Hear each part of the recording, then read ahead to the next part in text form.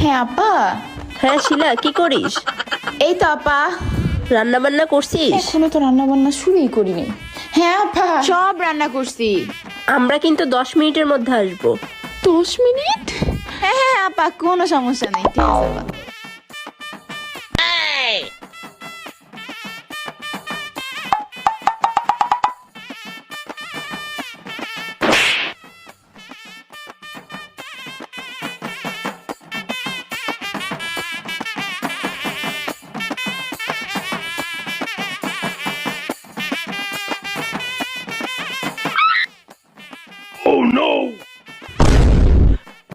হ্যাঁ আপা, আমি সব ঘর গুছাই দিছি আর রান্না করাও শেষ আমার।